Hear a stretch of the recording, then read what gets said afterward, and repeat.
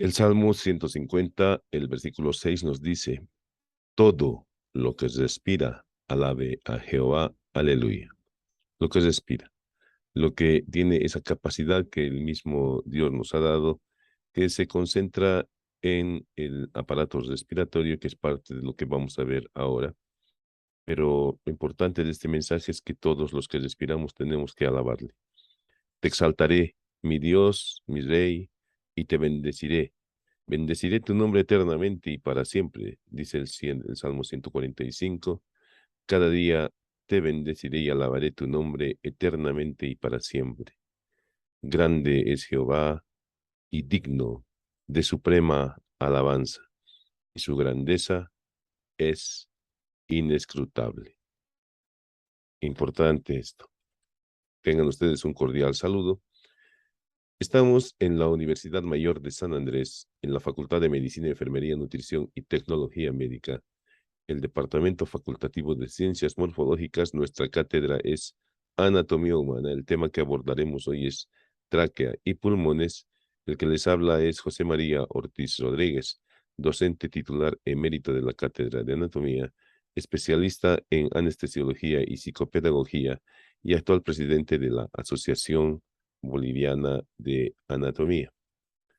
Pues bien, en todo lo que hemos visto del aparato respiratorio previamente en la región del cuello y de la cabeza, pues nos ha tocado analizar la parte inicial del aparato respiratorio, que es los senos nasales, las fosas nasales y los senos paranasales, que se continúan con la faringe, que es un órgano mixto de la digestión y de la respiración, para continuarse con la laringe.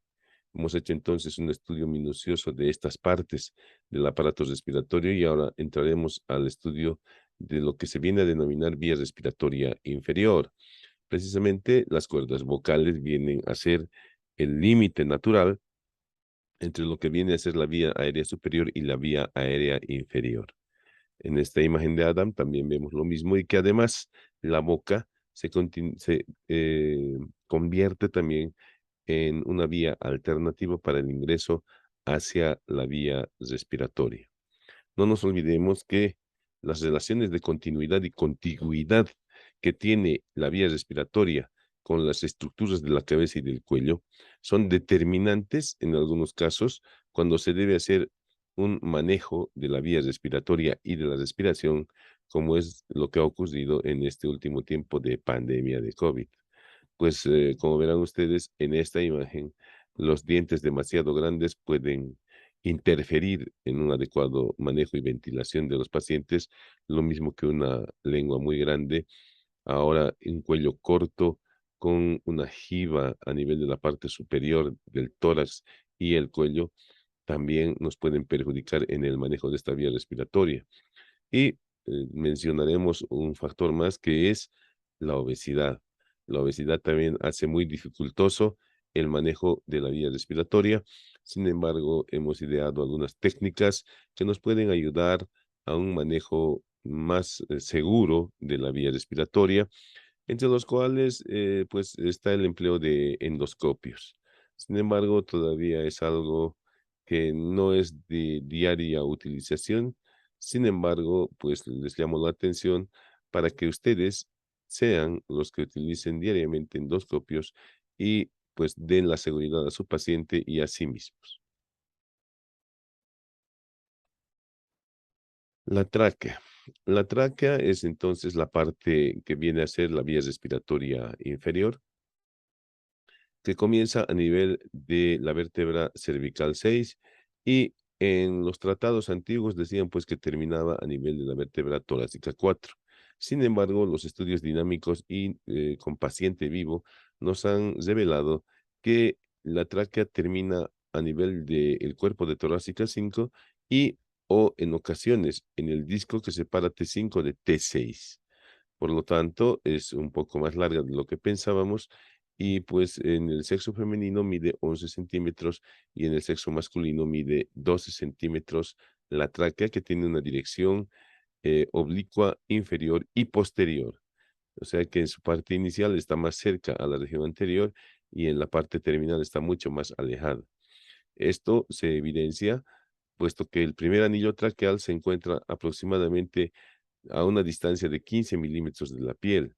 En cambio, la transición entre la tráquea torácica y la tráquea cervical a nivel de la parte superior de la horquilla del esternón se encuentra aproximadamente a 3 centímetros de la piel y así se va haciendo más profunda hasta llegar a su bifurcación. La tráquea, pues, es un órgano cartilaginoso, musculoso y membranoso. Como habíamos mencionado, ahí está una imagen real de la tráquea que se divide en sus bronquios principales, como hemos dicho, a nivel de la vértebra torácica 5 o el disco que separa T5 de T6. Y pues como habíamos mencionado, en el sexo masculino aproximadamente 12 centímetros y en el sexo femenino 11 centímetros. No hay mucha diferencia. ¿Cuál es la estructura de la tráquea? Pues la tráquea tiene como un esqueleto los cartílagos, que se continúan con los cartílagos de la laringe.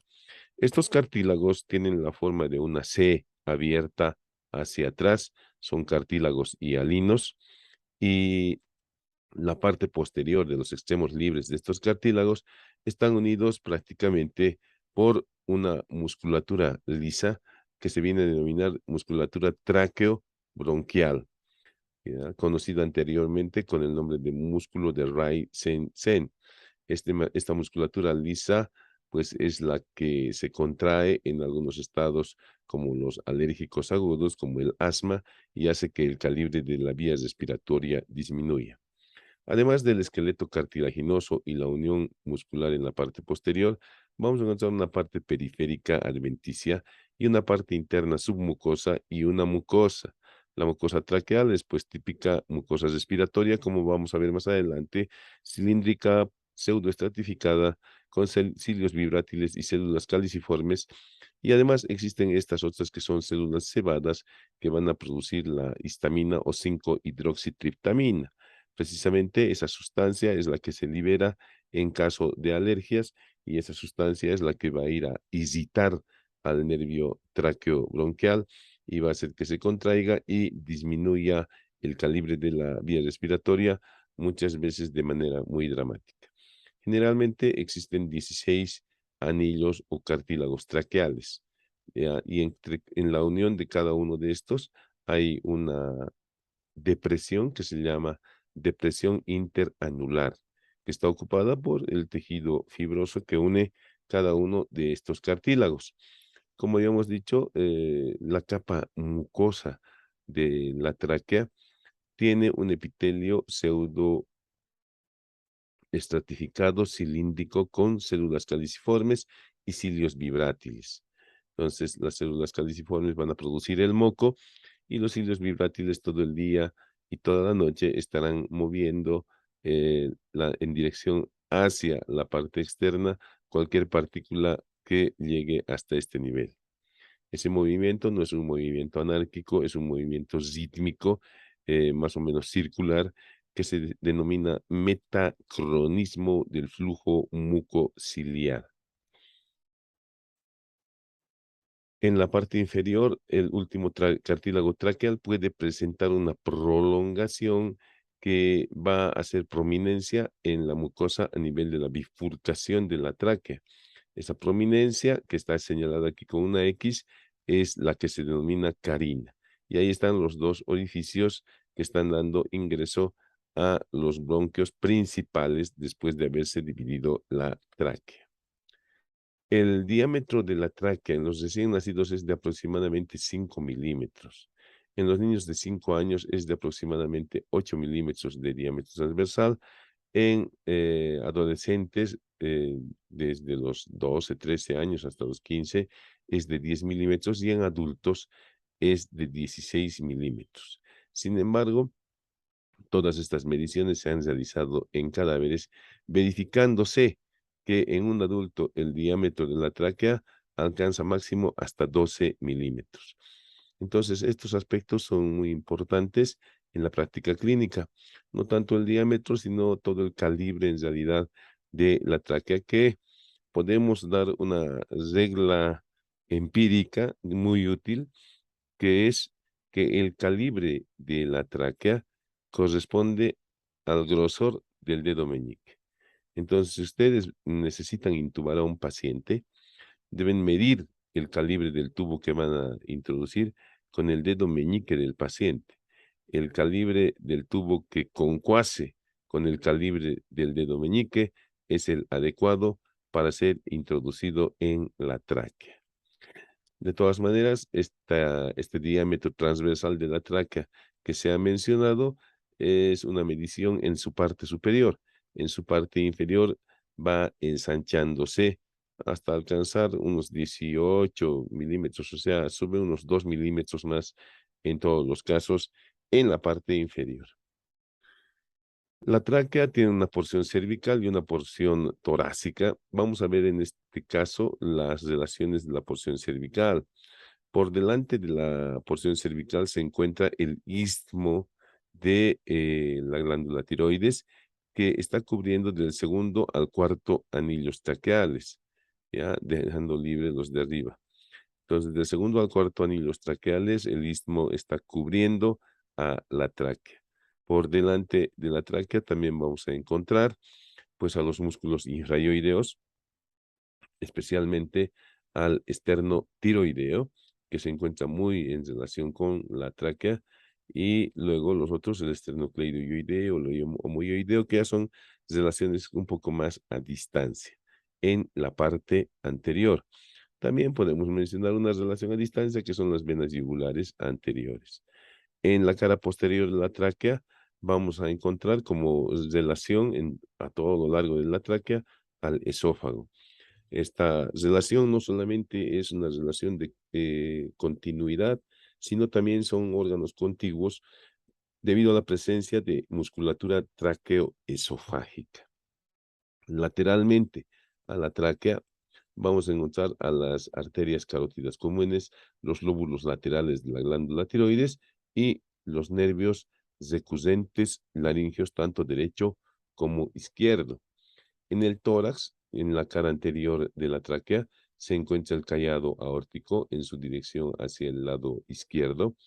También se encuentra la parte inicial del tronco brachiocefálico y la parte inicial de la arteria carótida común del lado izquierdo.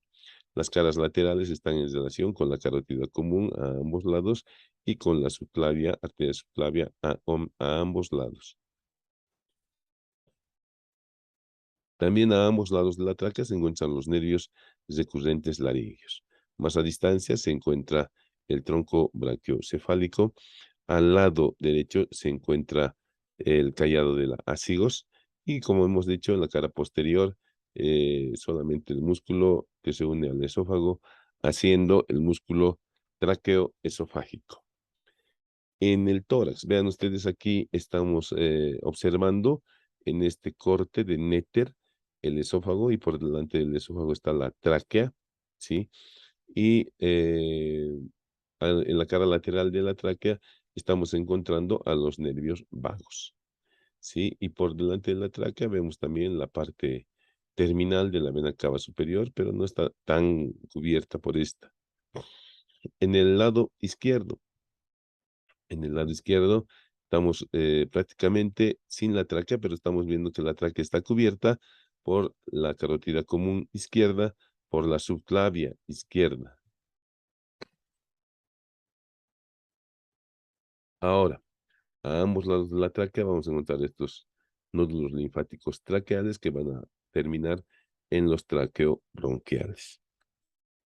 ¿Cuál es la irrigación de la tráquea? En esta imagen estamos viendo, en primer lugar, que la tráquea está irrigada por la arteria tiroidea inferior y por la arteria subclavia por medio de su rama mamaria o torácica interna y también por medio de las arterias esofágicas que vienen directamente de la aorta en algunos casos y por las arterias bronquiales inferiores.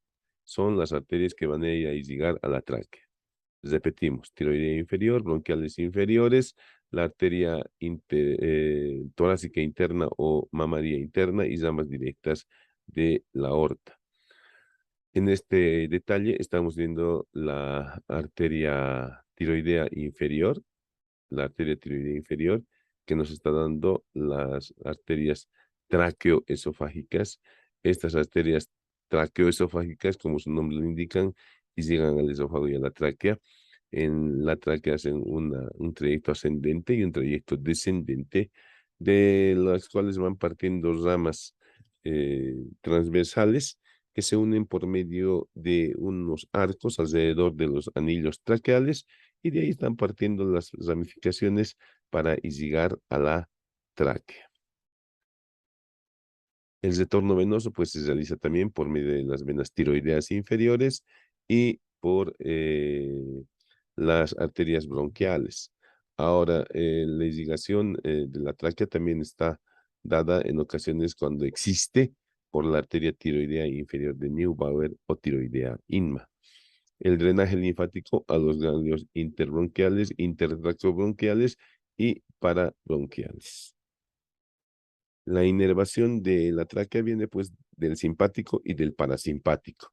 El sistema nervioso parasimpático por medio de los dos nervios recurrentes laríngeos, ¿sí? Y el sistema nervioso simpático por medio de los ganglios cervicales, cervical 1 y cervical 2, y los torácicos 1, 2, 3, 4 y 5. Puede abarcar hasta el quinto ganglio simpático torácico, de donde partirán las ramas. Aquí están las ramas en rojo, que están yendo a inervar directamente, con inervación simpática, a la tráquea y a los bronquios.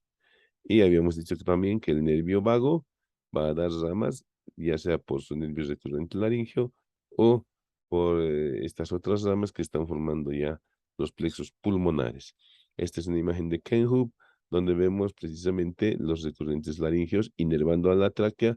Vemos a los nervios vagos y vemos al recurrente laríngeo izquierdo pasando por debajo de la aorta.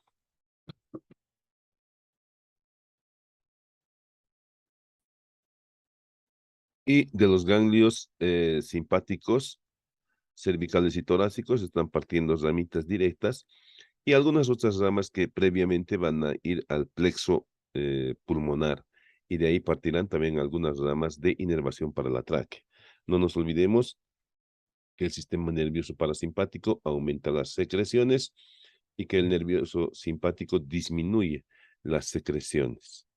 Y pues cuando hay una contracción de la musculatura traqueobronquial, se utilizan simpático-miméticos para relajar esta musculatura.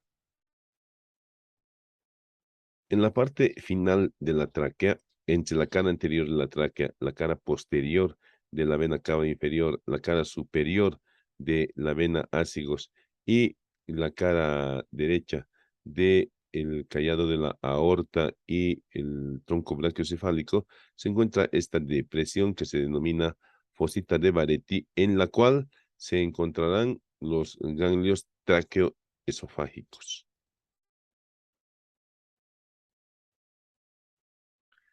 Una vez que la tráquea se ha bifurcado, pues nos presenta sus bronquios principales. Los bronquios principales, el derecho y el izquierdo, que tienen características particulares. El ángulo que se forma en la bifurcación de la tráquea es el ángulo interbronquial, que mide aproximadamente 70 grados. Este ángulo está frenado en ocasiones por un ligamento que se encuentra en la parte inferior de este ángulo, que es precisamente el ligamento interbronquial. El bronquio principal derecho se caracteriza porque es de menor longitud, mide apenas 2 centímetros. Esto debido a que está en relación solamente con la vena ácigos, que es de pequeño calibre. Además, el bronquio principal derecho tiene un calibre mayor que el izquierdo y su dirección es prácticamente vertical. En cambio, el bronquio principal izquierdo tiene una longitud de 5 centímetros, su calibre es menor que el del bronquio principal derecho y su longitud está en relación con la aorta, que está por encima de este bronquio principal izquierdo. La dirección, como han visto aquí, es prácticamente horizontal. A partir de estos dos bronquios principales que se encuentran en el hilio de los pulmones, pues encontraremos la bifurcación de cada bronquio, y pues las bifurcaciones de estas ramificaciones bronquiales son siempre dicotómicas.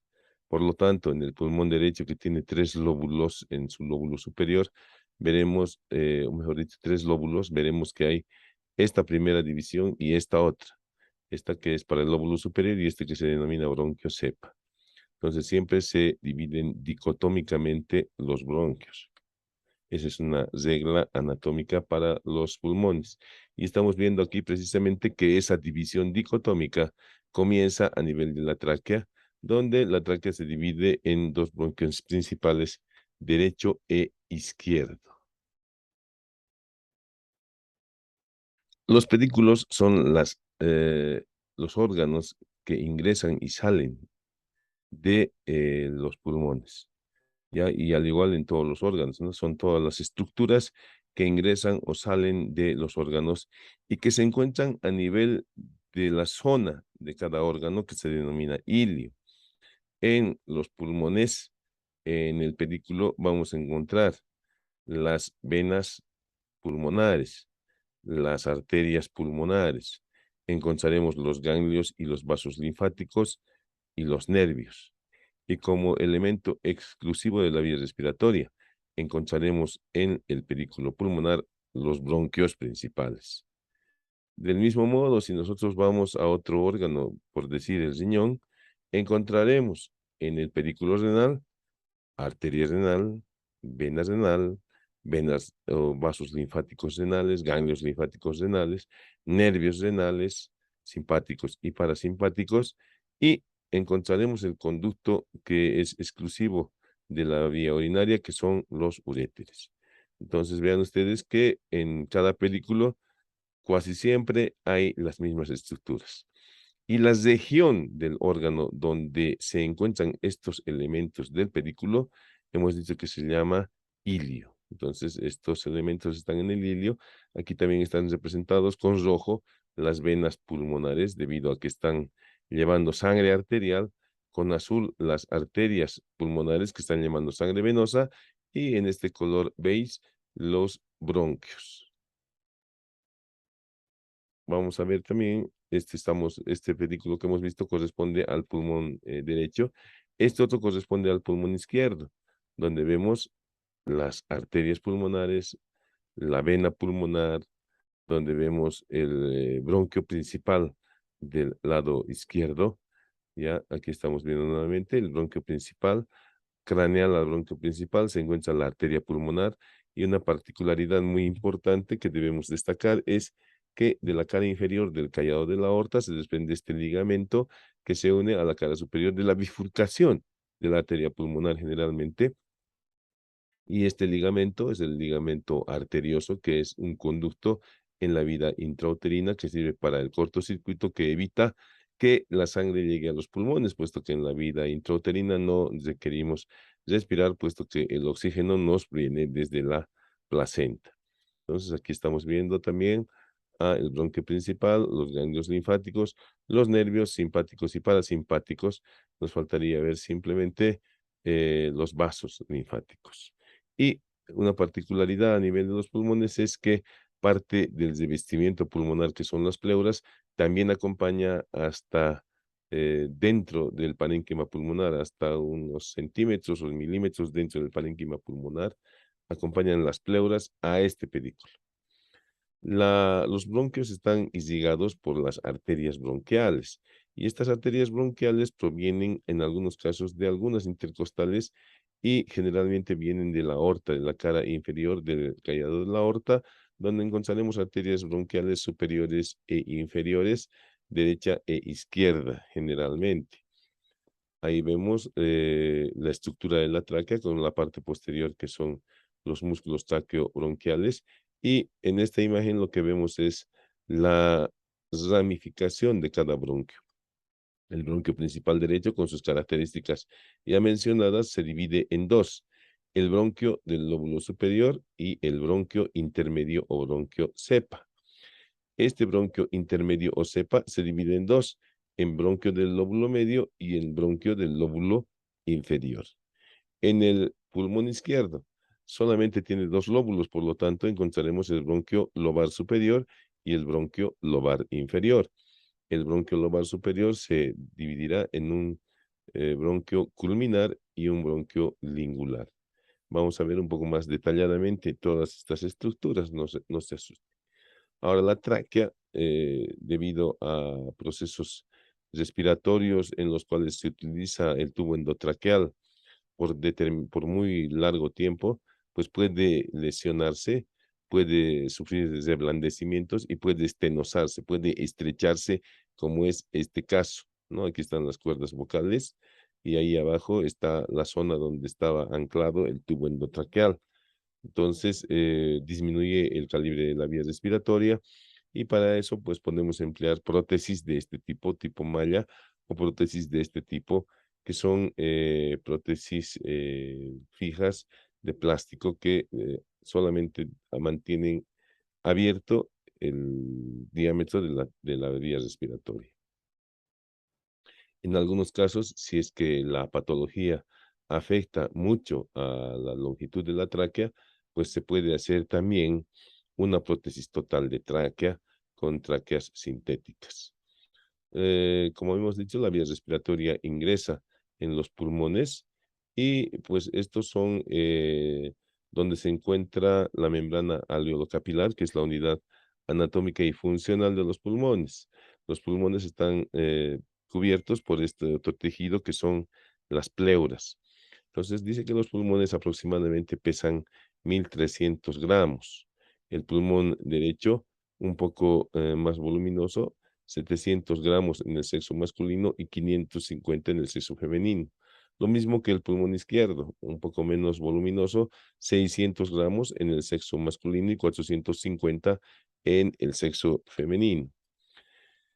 Los pulmones tienen aproximadamente la forma de un cono.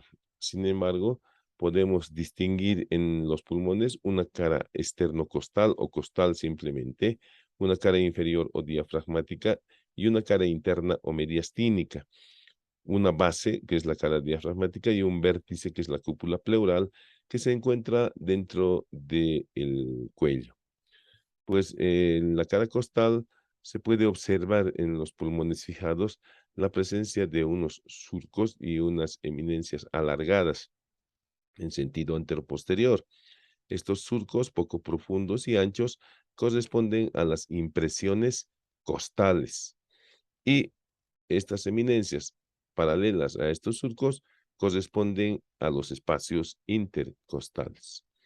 Además, encontraremos en la cara externa de ambos pulmones la presencia de una fisura principal, que es la fisura oblicua, que clásicamente se menciona que comienza a nivel de la línea que se traza entre ambas extremidades internas de las espinas de las escápulas, que coinciden con el vértice de la apófisis espinosa de la vértebra torácica 3, y a partir de ahí comienza la fisura oblicua y termina también clásicamente mencionado en la parte anterior del sexto cartílago costal o sexto espacio intercostal.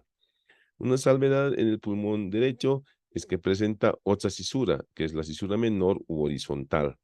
Esta cisura menor u horizontal, pues se encuentra partiendo a partir de la línea medio axilar ventralmente y coincide con el cuarto espacio intercostal y o la cuarta costilla. Entonces, estas dos fisuras, la principal y la fisura horizontal, dividen en el pulmón izquierdo un lóbulo superior y un lóbulo inferior, y en el pulmón derecho un lóbulo superior, un lóbulo medio y un lóbulo inferior. En ocasiones, que no son muy raras, se puede observar que también hay otra fisura secundaria en el pulmón derecho, especialmente, que está separando el segmento apical del lóbulo inferior del resto del lóbulo inferior. Sin embargo, esta es una variedad anatómica que no es lo normal, como en este caso del pulmón izquierdo, donde no hay esa otra fisura que esté separando el lóbulo apical. De todas maneras, viendo esta perspectiva de las caras pulmonares, pues tranquilamente podemos mencionar que el lóbulo superior del pulmón derecho se encuentra proyectado a la cara anterior del tórax y el lóbulo inferior en su mayoría a la cara posterior del tórax. Las cúpulas pleurales y pulmonares se encuentran proyectadas hacia el cuello, ¿no? Esta es la impresión de la primera costilla y miren, esto está en el cuello, lo propio aquí. Y pues lo propio en el pulmón derecho, que el lóbulo superior se proyecta ampliamente hacia la cara superior y el lóbulo inferior se proyecta ampliamente a la cara posterior. El tener esto en mente nos ayuda en las maniobras semiológicas de auscultación pulmonar. Esto es para ejemplificar lo mismo, un pulmón izquierdo, ahí está la fisura oblicua o mayor, y vean ustedes cómo el lóbulo superior prácticamente está en relación con la cara anterior del tórax y el lóbulo inferior con la cara posterior del tórax, ¿no? Ahí está la cara diafragmática de los pulmones. Estas dos imágenes del néter nos están mostrando la cara mediastínica del pulmón derecho en este caso, porque estamos viendo la fisura oblicua o mayor y la fisura horizontal, el lóbulo superior, el lóbulo medio y el lóbulo inferior. La cara mediastínica, como su nombre lo indica, es la cara que está delimitando el espacio interpleuropulmonar que se ha venido a llamar mediastino. En esta cara mediastínica vamos a encontrar en ambos pulmones pues la región donde se encuentran estas estructuras anatómicas que ingresan y salen al órgano, que son el pedículo. Entonces, esta zona de los pulmones se llamará pues el ilio pulmonar. En alrededor del ilio pulmonar vamos a encontrar las relaciones.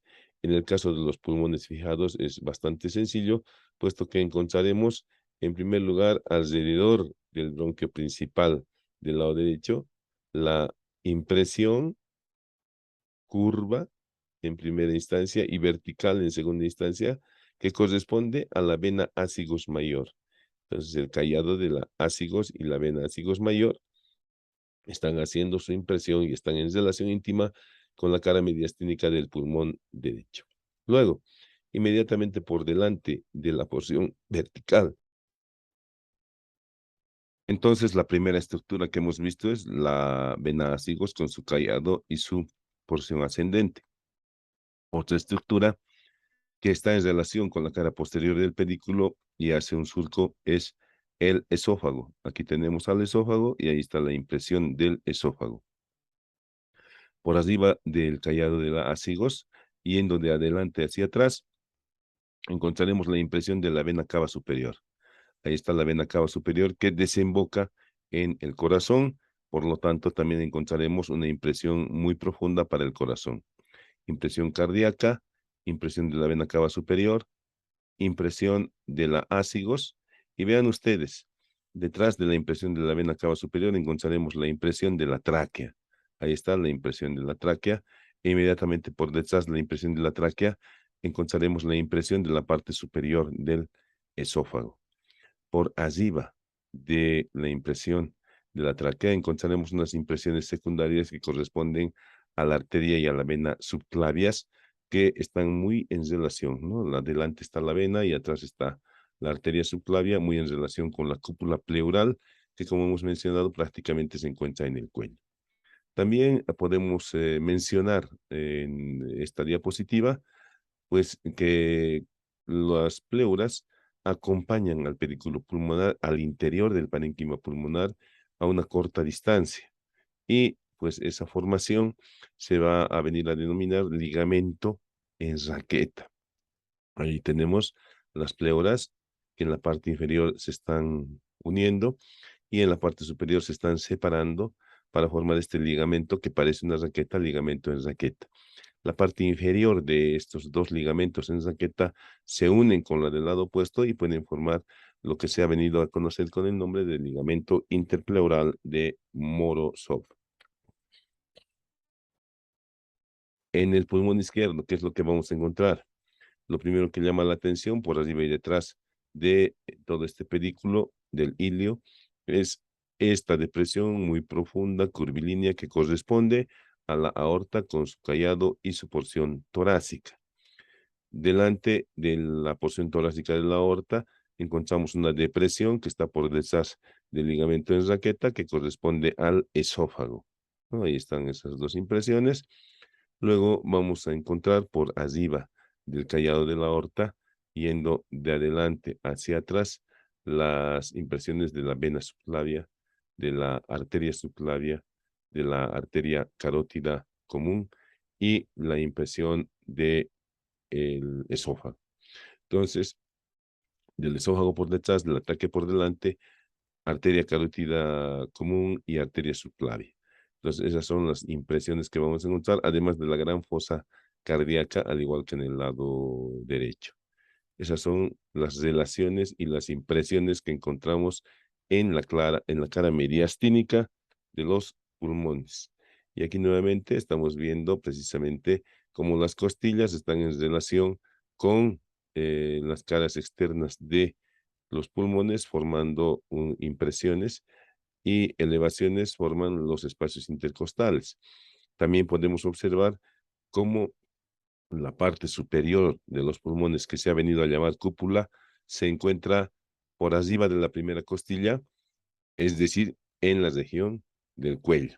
Y a este lado vemos cómo la vena subclavia y la arteria subclavia, tanto en su porción ascendente como en su porción que se dirige hacia el miembro superior y viene del miembro superior la vena, pues están muy íntimamente relacionadas con la cúpula pleural, tanto a la derecha como a la izquierda. Por esas razones que cuando se hacen punciones a nivel subclavio se puede realizar una punción inadvertida de la cúpula pleural. Aquí estamos viendo la cara inferior de los pulmones, que es cóncava y que se adapta a la convexidad de las cúpulas diafragmáticas, íntimamente unida a estas cúpulas diafragmáticas y a la pared costal, pues la pleura es la que va a traccionar al tejido elástico que tiene el parénquima pulmonar. En esta imagen, pues estamos viendo la distribución bronquial, bronquio principal derecho, que se divide en bronquio lobar superior y bronquio cepa, el bronquio lobar superior que se divide en segmentos anterior, posterior, superior, posterior y anterior, el bronquio intermedio que se divide en bronquio del lóbulo medio, con su bronquio segmentario externo e interno, el bronquio del lóbulo inferior, que se divide en sus bronquios segmentarios, apical del lóbulo inferior, interno basal, posterior basal, externo basal y anterior basal. El bronquio principal izquierdo, que se divide en bronquio lobar superior y en bronquio lobar inferior. El bronquio lobar superior que se está dividiendo en un bronquio culminal que tiene sus segmentos ápico posterior y anterior, y un bronquio lingular con sus segmentos lingular superior y lingular inferior. El bronquio del lóbulo inferior que nos presenta el bronquio lobular superior del lóbulo inferior, el interno paracardíaco, anterior basal, externo basal y término basal o posterior basal. Aquí tenemos lo mismo. Estamos en el pulmón derecho, donde encontramos el bronquio principal derecho, que se divide en bronquio lobar superior para todo este lóbulo, ¿sí? Y en un bronquio cepa. El bronquio lobar superior se está dividiendo en tres bronquios segmentarios: el segmento apical, el segmento posterior y el segmento anterior. Pero vean ustedes cómo el ápico posterior es uno solo y el anterior es uno solo. Entonces, vendríamos a decir que el apical se va a distribuir en esta región, el anterior se distribuirá en toda esta región y el posterior en esta región. El bronquio cepa se está dividiendo en bronquio del lóbulo medio, ¿ya? Que va a tener un bronquio medial y un bronquio lateral.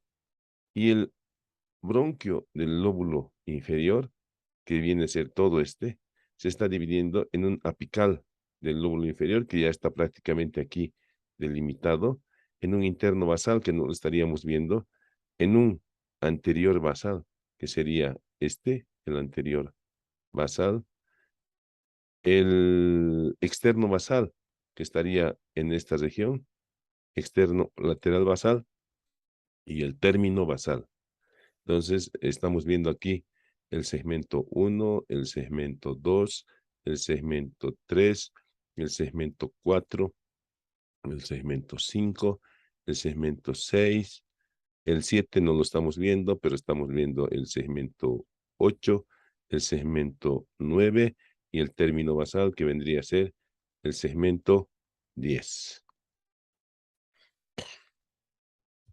Lo propio en el pulmón izquierdo. En el pulmón izquierdo vamos a encontrar que está dividido en dos bronquios, bronquio lobar superior y bronquio lobar inferior. El bronquio lobar superior se divide en un bronquio culminar y un bronquio lingular. El bronquio culminar se divide en los segmentos ápico posterior, bronquios segmentarios ápico posteriores. Entonces estaría viniendo a toda esta región apical y posterior. Y en un segmento que se dirige hacia adelante, que es el segmento anterior. Y este otro bronquio, este es el anterior, y este otro bronquio que es el bronquio lingular, que se estaría dividiendo en un lingular superior y en un lingular inferior. Y el bronquio del lóbulo inferior, que viene a ser lo mismo, se divide en dos, en bronquio apical del lóbulo inferior y en todo esto que se viene a llamar bronquio de la pirámide basal. También en el pulmón derecho se encuentra este bronquio de la pirámide basal. En el caso del pulmón izquierdo, el bronquio de la pirámide basal se divide en dos bronquios terminales segmentarios que son el ventro paracardíaco, que sería este, y el látero terminal. Entonces, solamente serían esos los que están formando la distribución en la segmentación pulmonar. Vamos a volver al puntero láser. Y pues en estas imágenes del néter nuevamente estamos viendo la segmentación de los bronquios que se representa también en esta segmentación pulmonar. Estamos viendo aquí la cara externa del pulmón derecho y la cara interna del mismo pulmón, la cara posterior y la cara inferior del pulmón derecho. Entonces, en el bronquio lobar superior se divide en dos, ¿no? En anteroposterior y en anterior, ¿no? Supero-posterior y anterior, no es antero, es supero-posterior. Entonces nos está dando el bronquio segmentario superior, el bronquio segmentario posterior y el otro es el bronquio segmentario anterior. En la cara interna se ve lo mismo en el lóbulo superior. El segmento 1 en la parte más alta, el segmento 2 o posterior en la parte posterior y el segmento 3 en la parte anterior. Luego tenemos el bronquio intermedio que se va a dividir en bronquio del lóbulo medio y en bronquio del lóbulo inferior. Aquí está el lóbulo medio que tiene dos segmentos, el interno y el externo, ¿no? Ahí está el externo y el interno. Aquí está el interno que es el número 5, el externo que es el número 4. Y luego tenemos todo esto que es el bronquio del lóbulo inferior. El bronquio del lóbulo inferior que nos está dando el apical del lóbulo inferior. Aquí está en la cara interna y aquí está en la cara externa. Sería este. Este bronquio, que es la otra división de la división dicotómica, viene a ser el bronquio de la pirámide basal. ¿Sí? El bronquio de la pirámide basal. Y luego este bronquio de la pirámide basal está dividiéndose en dos, ¿no? En el bronquio interno o paracardíaco, que es este, el número 7, y el resto de bronquios luego se está dividiendo en el término basal, que es, perdón, no el término, el anterior basal, que es este número 8, aquí está el anterior basal. Luego tenemos el externo basal, que es este número 9, ya, este número 9, y por último tenemos el término basal, que es el número 10, que aquí no lo estamos viendo, está oculto, pero aquí lo estamos viendo en la cara posterior al término basal.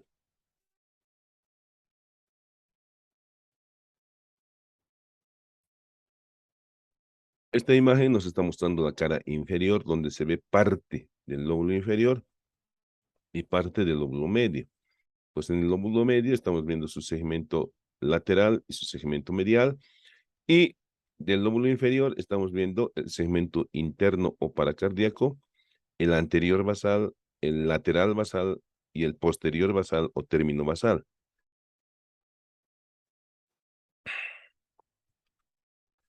Este es el pulmón izquierdo y en el pulmón izquierdo estamos viendo el lóbulo superior y el lóbulo inferior. El bronquio lobar superior se divide en dos, hemos dicho, el culminar y el lingular. Todo esto es el culminar. El culminar se divide en ápico posterior, 1 y 2 ápico posterior y 3 anterior.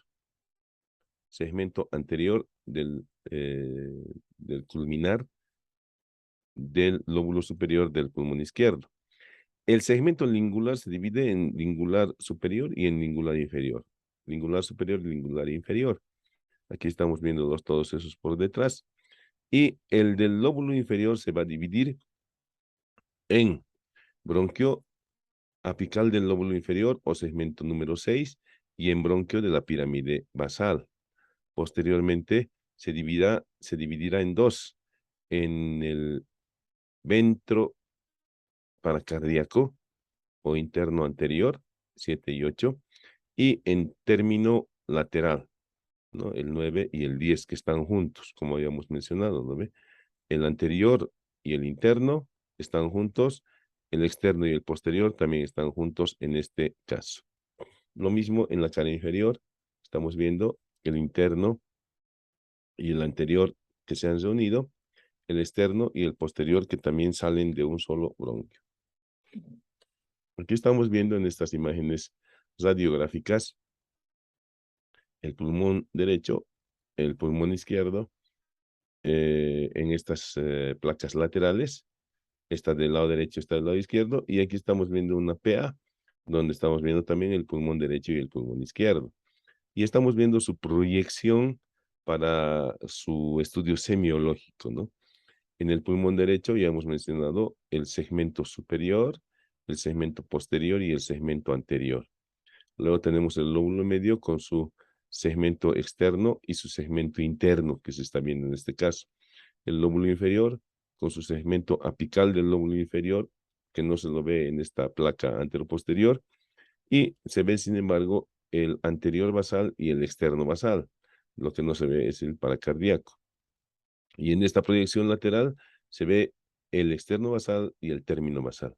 En el pulmón izquierdo lo propio. El ápico posterior o segmentos 1 y 2 juntos se están viendo aquí en el culminar y el segmento 3 también correspondiente al bronquio culminar que se ve tanto lateralmente como anteriormente. Los lingulares, el segmento lingular superior y el segmento lingular inferior se ven tanto por delante como por la cara lateral izquierda.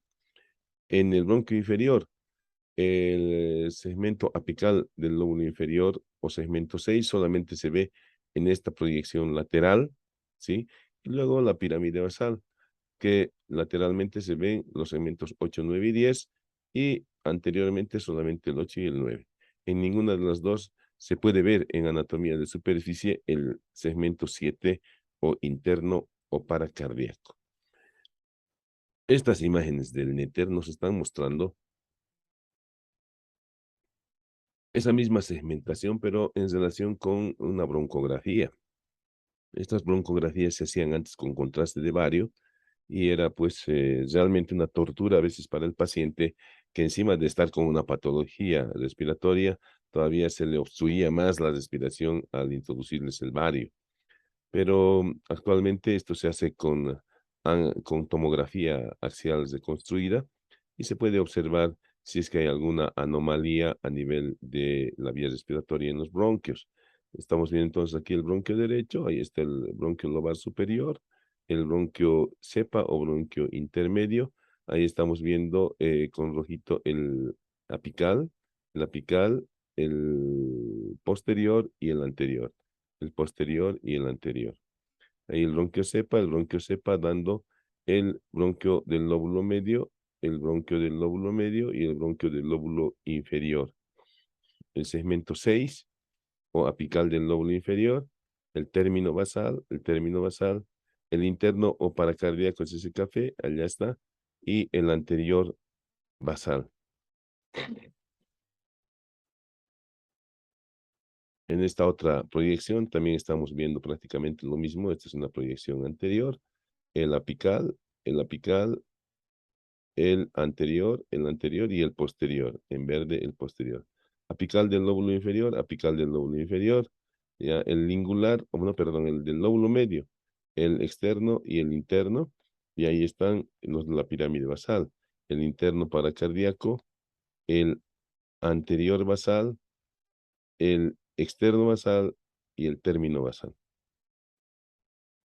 Lo mismo en el pulmón izquierdo, bronquio lobar superior, donde vamos a observar, no es el derecho todavía, pero una proyección lateral, el apical, el anterior, el posterior, el lingular, no el lingular, el del lóbulo medio, el externo y el interno.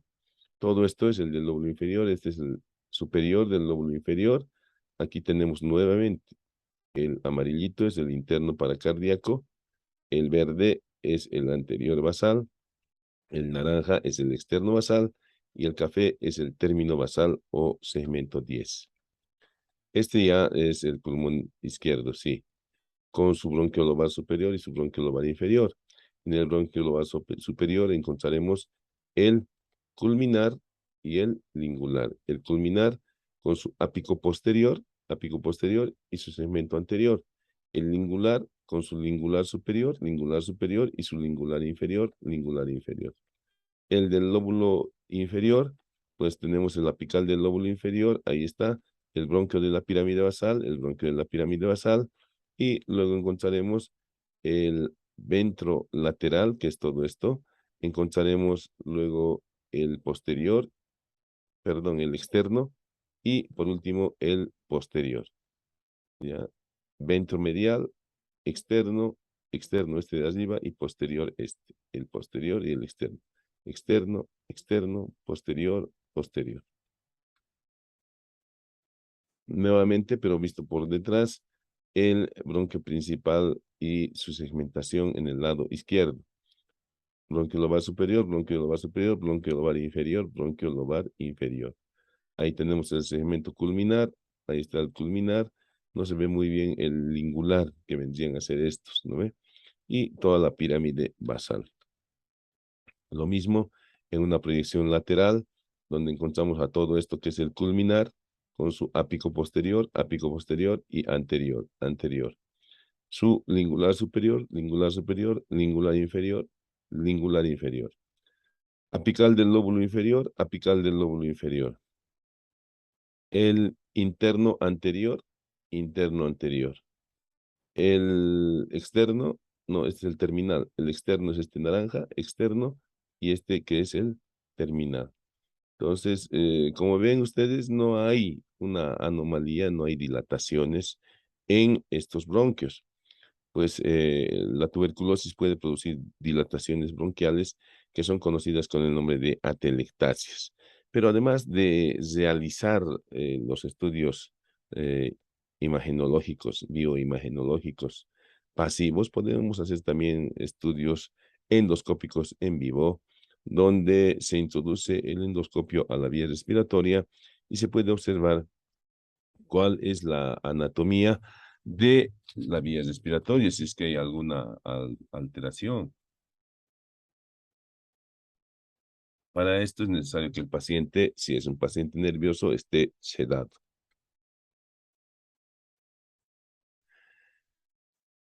Estas son diferentes imágenes broncográficas. Vean ustedes entrando por los bronquios principales. Una vez que se entra por los bronquios principales, ya nos encontramos con los bronquios lobulares y luego nos encontramos con los bronquios segmentarios. Y pues prácticamente aquí estamos viendo una completa normalidad. Este procedimiento también nos permite detectar cuerpos extraños que los niños muy frecuentemente se llevan a la vía respiratoria y que pueden producir obstrucciones. Habíamos dicho que los pulmones están cubiertos por las pleuras y en esta imagen estamos viendo precisamente la pared torácica que desempeña un papel importante en la dinámica respiratoria, donde vemos las costillas, los espacios intercostales, los músculos inspiradores que son el intercostal externo y el interno, expirador, el intercostal íntimo, y estamos viendo este tejido que se llama fascia endotorácica, la fascia endotorácica íntimamente unida a la pleura parietal, que es esta, y la pleura visceral íntimamente unida al parénquima pulmonar, y entre las dos hojas de la pleura encontramos lo que estamos describiendo aquí como cavidad pleural, que contiene una escasa cantidad de líquido que permite que ambas pleuras estén adosadas íntimamente. Entonces, nuevamente, aquí estamos observando con el número 1 la fascia endotorácica, la fascia subserosa y la pleura parietal, la pleura visceral y el espacio interpleural. Aquí nos están mostrando además la vena ácigos, estamos viendo al esófago, estamos viendo la aorta torácica descendente, ¿no? Y aquí estamos viendo el cuerpo vertebral, la médula espinal, los nervios intercostales, ¿no? Estamos viendo el tronco simpático, ¿sí? Entonces, el espacio interpleural, con su escasa cantidad de líquido, que mantiene adheridas a ambas pleuras. ¿Ya? Y por fuera de la pleura encontramos un espacio con, con una pequeña cantidad de grasa que es el compartimiento extrapleural. Y aquí, como habíamos mencionado ya, el nervio intercostal y encontramos la rama dorso-espinal de los nervios torácicos. Ahí está la cavidad pleural sin los pulmones, ya como vemos, también se proyecta cranealmente. La pleura también tiene una pleura en relación con las costillas, la pleura costal, una en relación con con el diafragma, la pleura diafragmática, y una en relación con el mediastino, pleura mediastínica. Precisamente en esta imagen magistral de Grey's Anatomy, vemos el ligamento en raqueta, cómo se prolonga unos centímetros dentro del ilio de los pulmones. Y aquí vemos en esta disección cómo nos están mostrando las pleuras que tienen cierta resistencia. No nos olvidemos que lo que duele en los pulmones no son los pulmones propiamente dichos, sino las pleuras que están inervadas en su parte mediastínica por el nervio frénico y en su cara externa por los nervios intercostales y además en algunas partes de la región mediastínica y posterior por ramas sensitivas del vago y del simpático. Pues aquí vemos el primer arco, segundo, tercer, cuarto, quinto y sexto arcos costales. Y como verán ustedes, hasta el séptimo arco costal en la línea axilar media descienden el tejido pulmonar y a partir del séptimo arco intercostal en la línea axilar media hasta el noveno espacio intercostal desciende la pleura. O sea, la pleura está más abajo siempre que los pulmones. Pues esta pleura que queda entre el diafragma y las costillas es el fondo de saco costo diafragmático. Ya, este fondo de saco costo diafragmático es poco amplio por delante, se va ampliando lateralmente y en la parte posterior es realmente amplio. Y este adosamiento inferior de las pleuras parietal y visceral, donde no se puede percibir ningún tipo de ruidos respiratorios, es conocido con el nombre de zona muda de la pleura. Ahora vean ustedes cómo los pulmones en su borde anterior se encuentran, o su cara anterior, se encuentran cubriendo al corazón.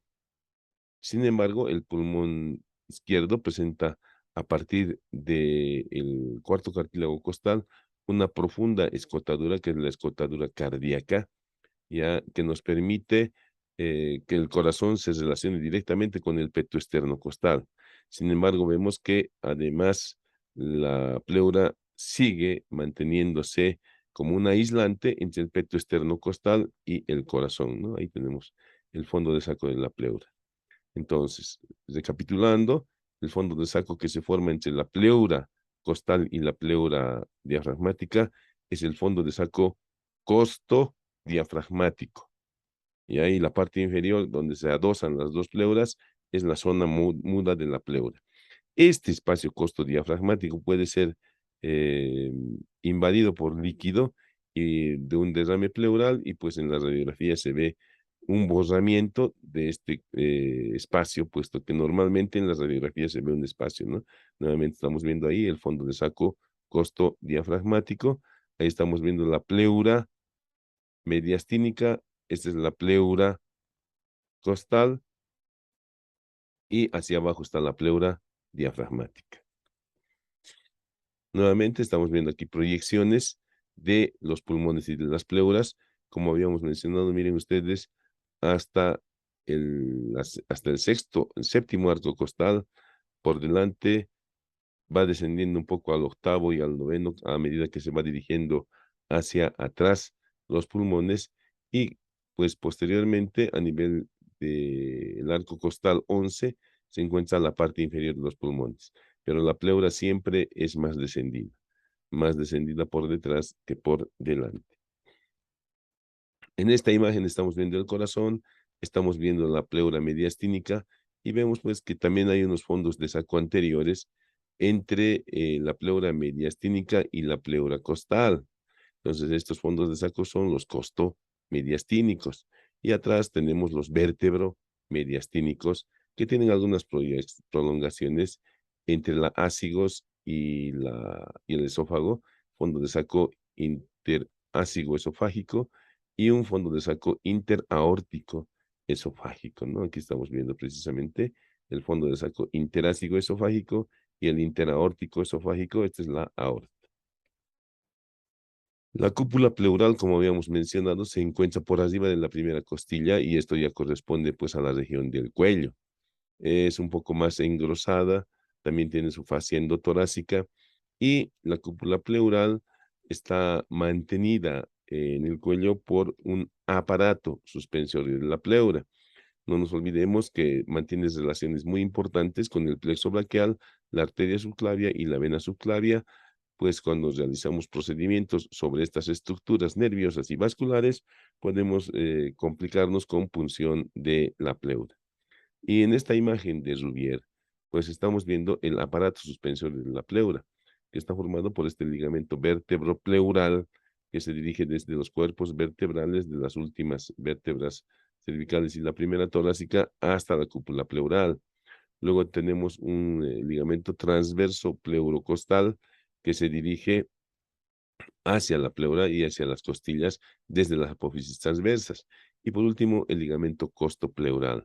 No nos olvidemos que el ligamento vértebro-pleural puede tener fibras musculares y se le ha venido a llamar músculo escaleno mínimo.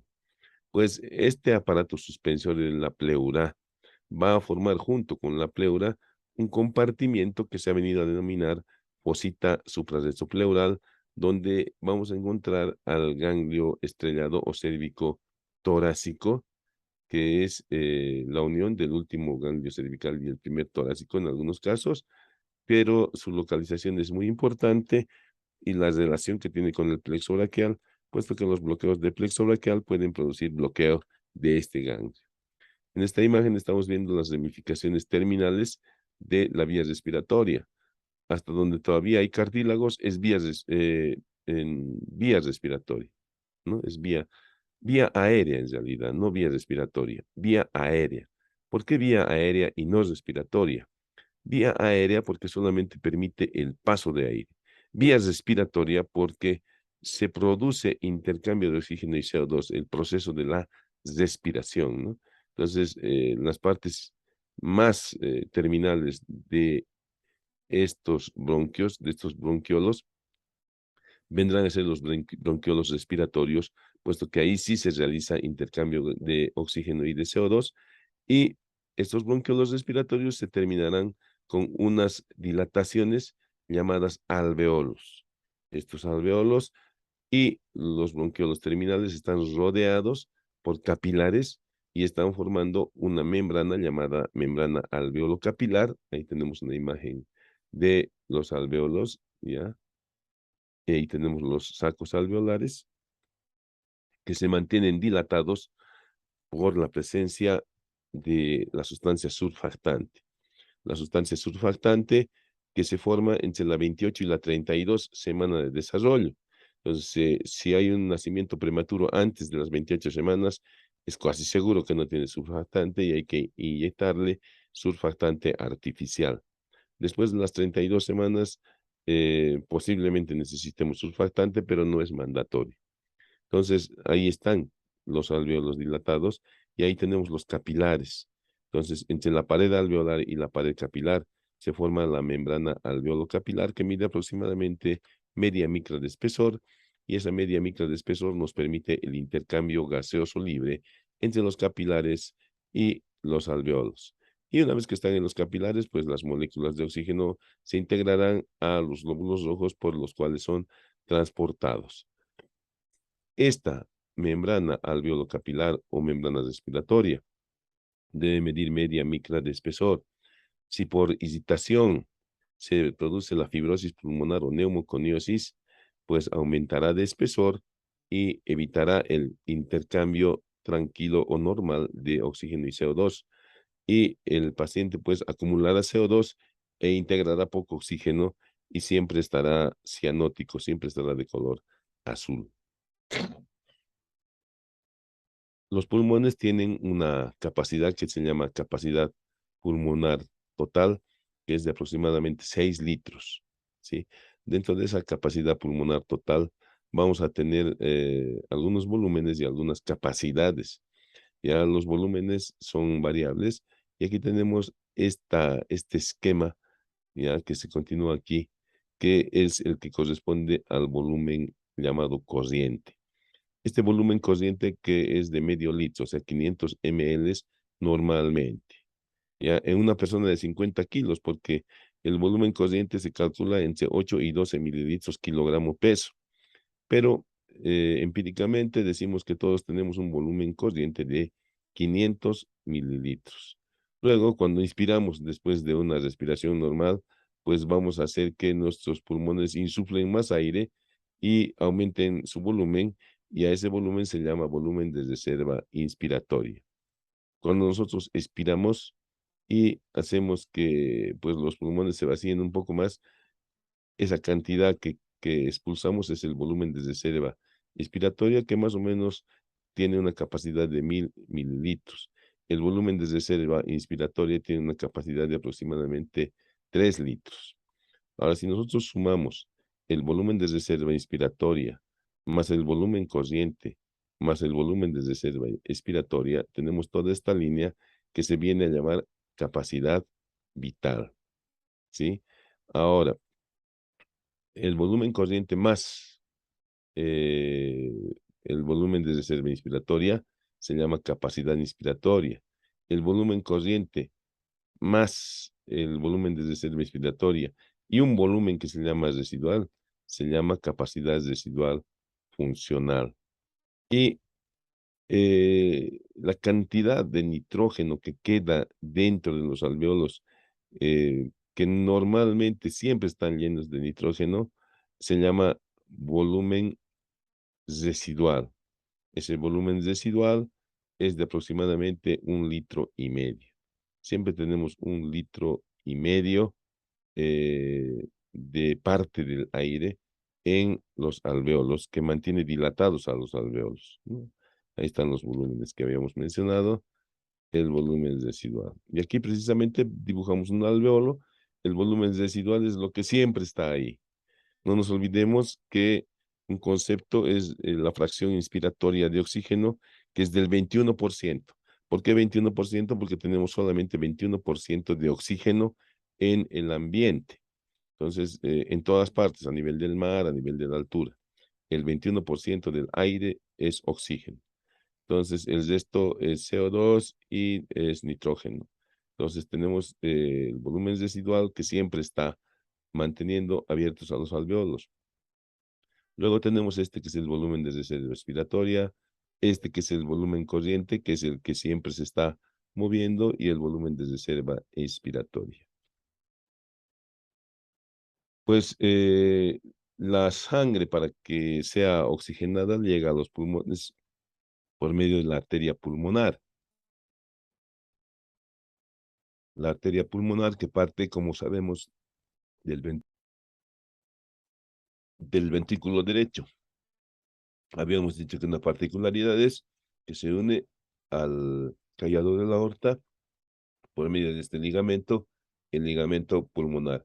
Y luego se divide en su rama izquierda y su rama derecha y empieza a ramificarse dentro de los pulmones. Ahí tenemos precisamente el ligamento arterioso, hay ventrículo derecho, arteria pulmonar, y ahí está la división de la arteria pulmonar, y ahí están sus ramas que se encuentran en un plano anterior. Ahí tenemos a la arteria pulmonar, como habíamos dicho, sus ramas están en un plano anterior y corresponden a la segmentación bronquial. Entonces, vamos a tener una arteria, por ejemplo, apical, posterior y anterior, que en ocasiones tienen otros nombres, sin embargo, siempre tienen esa misma distribución. Superior del lóbulo medio y externa del lóbulo medio. Tenemos la arteria paracardíaca para el bronquio paracardíaco, la ventrovasal, la laterovasal y la terminovasal, con nombres similares a los bronquios. Entonces, la distribución de las arterias siempre es paralela a la distribución bronquial. En esta otra imagen también estamos viendo aproximadamente lo mismo. Es una imagen de Rouvier, donde vemos la arteria pulmonar distribuyéndose paralelamente a los segmentos pulmonares. En cambio, las venas son intersegmentarias.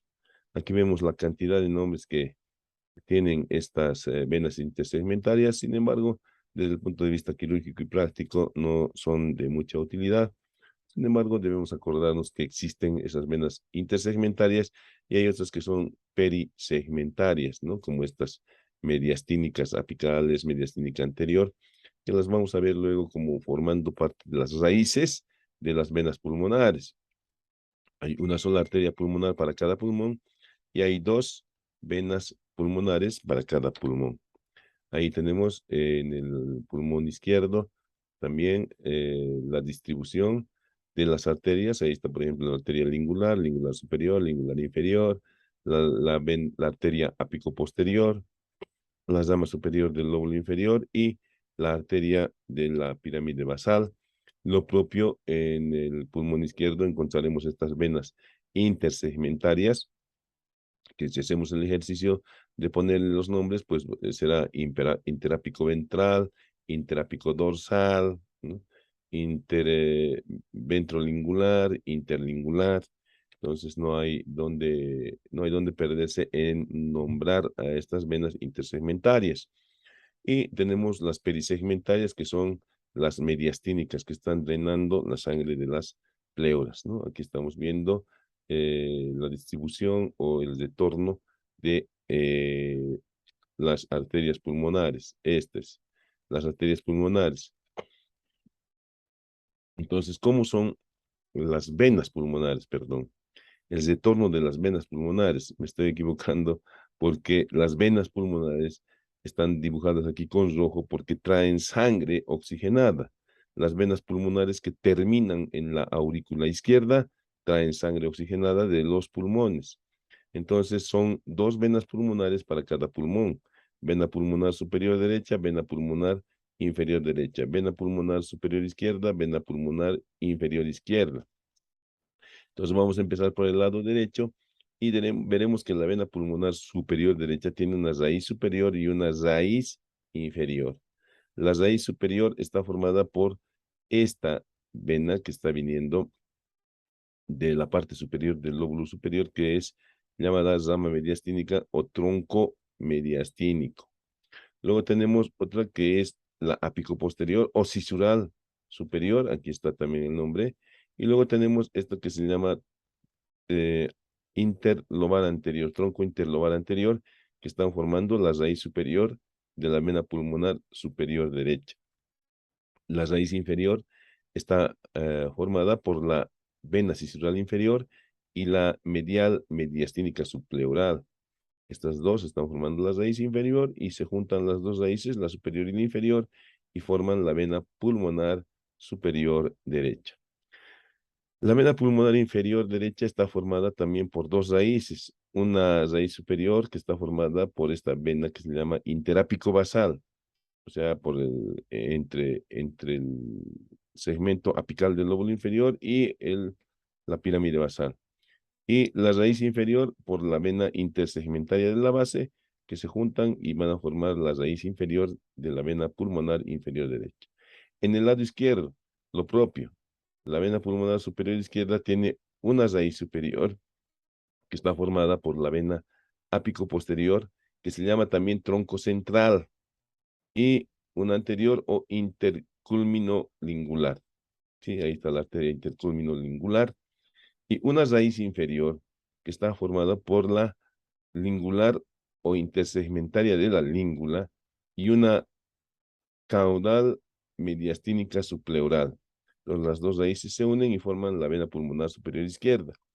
Y la vena pulmonar inferior izquierda tiene un origen muy similar a la del lado derecho.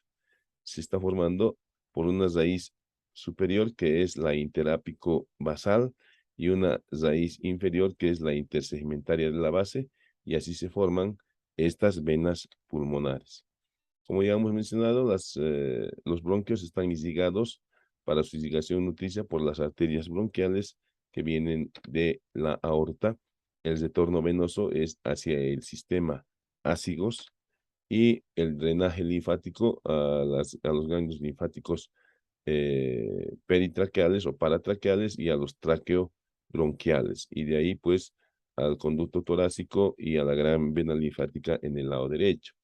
Aquí en estas disecciones, pues nos están demostrando que los ganglios linfáticos sí existen y que se los puede disecar y que se los puede preparar. Los pulmones y la vía respiratoria, pues están inervados por el sistema nervioso simpático y el parasimpático. El parasimpático viene directamente del nervio vago por medio de las ramas recurrente laringea, y el nervio vago propiamente dicho, derecho e izquierdo. Y el componente simpático viene de los ganglios cervicales simpáticos inferiores y torácicos superiores, que están formando plexos pulmonares anterior y posterior alrededor de la tráquea. Ahí están los plexos pulmonares anteriores y posteriores, y que luego con las arterias se ramifican a nivel de la tráquea y a nivel de los pulmones. Aquí tenemos una disección de la segunda cátedra de anatomía de la Facultad de Medicina de la Universidad de Buenos Aires. Tráquea, bronquio principal izquierdo, bronquio principal derecho. Con sus características anatómicas del bronquio principal derecho, bronquio lobar superior, el bronquio cepa. Del bronquio lobar superior, el anterior, el posterior, y nos faltaría el apical. Del bronquio cepa, bronquio del lóbulo medio con su externo y su interno, y el bronquio del lóbulo inferior con su apical del lóbulo inferior, el bronquio de la pirámide basal con su interno paracardíaco, anterior basal, externo basal y término basal. En el pulmón izquierdo lo propio, bronquio del lóbulo superior con su bronquio culminar, su bronquio lingular. Ahí tenemos el ápico posterior y el anterior, lingular superior, lingular inferior. El bronquio del lóbulo inferior con su bronquio segmentario apical del lóbulo inferior, el bronquio de la pirámide basal, interno paracardíaco, anterior, el término basal. Esta es una disección muy parecida, realizada por el doctor Fernando Torres Apaza, pero donde además estamos viendo, junto con los bronquios principales derecho e izquierdo, a las arterias. Ahí están las arterias y ahí están las venas. Vena pulmonar superior derecha, vena pulmonar inferior derecha, vena pulmonar superior derecha, vena pulmonar inferior derecha, arteria pulmonar izquierda, arteria pulmonar derecha, ¿no? Estas son izquierdas y estas son derechas. Estamos viendo el bronquio del lóbulo superior, el bronquio intermedio, bronquio del lóbulo medio, bronquio del lóbulo inferior. Y ahí estamos viendo cómo en una placa radiográfica al paciente se le invita a inspirar, y pues las zonas más oscuras siempre son la presencia de aire, y esto nos indica que a en esta placa, en sus pulmones, están relativamente normales, puesto que se ve la trama broncovascular hasta los 2/3 desde la línea media, ¿no? El tercio externo no tiene esa trama. Ahí está. Nuevamente nos están mostrando la trama broncovascular, 2/3 a partir del ilio. El tercio externo, por ser muy delgadas las arterias y las vías respiratorias, no se aprecian en una placa radiográfica. En una placa radiográfica también podemos, conociendo la anatomía, apreciar las fisuras. En este caso estamos viendo el pulmón derecho, ya con una fisura mayor, que es esta, y su fisura horizontal. Y se superpone la fisura oblicua del pulmón izquierdo en esta placa lateral. Aquí estamos viendo la fisura horizontal del pulmón derecho. Aquí, ¿qué estamos viendo? El fondo de saco costodiafragmático que a este lado, que es el lado derecho, está borrado por un derrame pleural, ¿sí? En esta imagen estamos viendo un derrame de mayor magnitud, ¿sí? En esta estamos viendo en la parte superior la presencia de un quiste hidatídico. Y ahí está precisamente el quiste hidatídico ya siendo extirpado de un pulmón que está vivo. Aquí nuevamente en una imagen un poco más clara vemos muchas cosas, ¿no ve? Vemos la cúpula pleural, vemos el botón aórtico, vemos el corazón, pero nos llama la atención que el fondo de saco costodiafragmático también del lado derecho está velado y borrado y el líquido está ascendiendo porque se trata de un derrame pleural que se debe resolver con un sello de agua. Aquí buscamos la trama broncovascular y no la encontramos, pero encontramos aquí un muñón que nos indica que el pulmón está colapsado, ¿no? Todo el resto está lleno de aire y está colapsando al pulmón. Entonces, ahí estamos viendo nuevamente un pulmón colapsado. Ahí está la trama broncovascular a este lado no hay trama broncovascular y ahí está el pulmón colapsado. Entonces, ¿qué es lo que se hace en estos casos? Ya sea derrame pleural o sea un neumotórax, pues se hace un sello de agua. Cuando se trata de un neumotórax, el sello de agua debe de ir dirigido cranealmente para que el aire sea drenado hacia este sello de agua. Y si se trata de un derrame pleural de líquido o de pus, un piotórax o un hemotórax, pues la punta del drenaje debe ir hacia abajo y conectarse al sello de agua. Este es un paciente de una cirugía torácica. De rutina se le coloca un sello de agua. Ahí estamos viendo cómo haciendo una pequeña ventana en el tórax por un espacio intercostal se puede examinar los pulmones y con ese sistema es que se extirpó el quiste hidatídico que les había mencionado. Aquí hay un derrame de pus, piotórax. Se está haciendo primero una centesis, una toracocentesis para ver de qué se trata y luego se hará una pleurotomía para drenar. También se pueden hacer cirugías endoscópicas en los pulmones y ahí varias veces hemos hecho ya este tipo de cirugías. Y aquí tenemos un equipo de disección con el doctor Max Torres, que ya no está con nosotros, el doctor Álvarez, que ya está jubilado, el doctor Rivera y mi persona, que hemos trabajado en bastantes cadáveres. Muchísimas gracias por su atención.